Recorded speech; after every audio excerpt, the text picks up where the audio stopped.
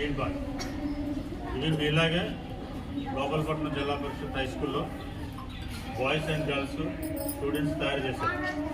దీంట్లోనే విత్తనాలు పెట్టి బాల్ని ఇలా చుట్టడం జరిగింది మట్టితో. దీన్ని సీడ్ బాల్ అంటారు.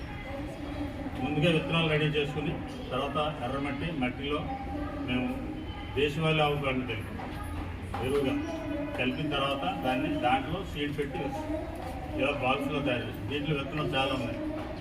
చింత, రావి, మర్రి, జామ, మొక్కజొన్న, సపోటా, సీతాఫలం ఇలా ప్రతి విత్తనాలు దీంట్లో లోపల. మనం ఏం చేస్తామంటే కొండ మీద మనం తొలిపావంచ బ్యాక్ సైడ్ ఉన్న మెడిసిన్ దగ్గరికి వెళ్ళి కొండ ప్రాంతాల్లో విసురుతాం బాల్. విసిరిన తర్వాత ఏమవుతుంది, వర్షం వచ్చిన తర్వాత ఈ మట్టి మీద నీళ్లు పడి దీంట్లోంచి మొక్క ఇలా వస్తుంది. ఇది సీడ్ బాల్ నుంచి ఇలా. ఇది ఎర్ర తురాయి మొక్క. ఓకేనా, అర్థమైందా? మనం డైరెక్ట్గా కొండ మీదకి వెళ్ళి మొక్కలు వేయలేం కదా. మొక్కలు పట్టుకెళ్ళడం వేయడం అంటే పెద్ద ప్రయాసం. దానివల్ల ఈ విధంగా ఈ బాల్ వేస్తే బాల్ ఏమవుతుందంటే వర్షానికి తడిసి ఇలా దాంట్లో మొక్క వస్తుంది. అండ్ తర్వాత ఒకవేళ విత్తనంగానే దేంట్లో పాడైపోయింది అనుకోండి, ఈ మట్టిలో ఎరువు ఉండడం వల్ల అక్కడ ఉన్న మొక్కకి పోషకంగా పనిచేస్తుంది. 2 విధాలుగా పనిచేస్తుంది. ఓకేనా, దీంట్లో కొన్ని అంటే మనకి 10% లైవ్ అవుతాయి, మిగతా అంటే లైవ్ కష్టం. అది అయినా చాలు 10% అనేది. ముఖ్యంగా కొండ ప్రాంతాల్లో వేయడానికి కారణం ఏంటంటే కొండ మీద మనకి పండ్ల జాతి మొక్కలు చాలా తక్కువ ఉన్నాయి. అంటే సీతాఫలం, సపోటా, జామ ఇలాంటివి కావాలి.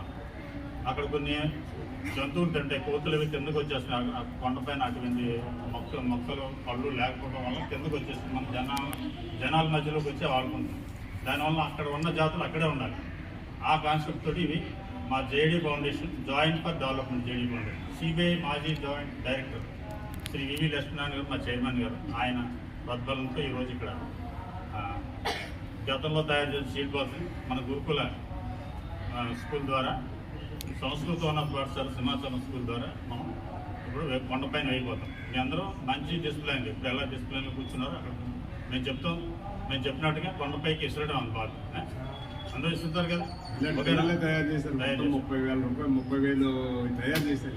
30,000 బాక్స్ తయారు చేశారు. ఎందుకు వస్తారు కదా, జాగ్రత్తగా లైన్గా వచ్చి మళ్ళీ లైన్గా వచ్చారు. Okay, right.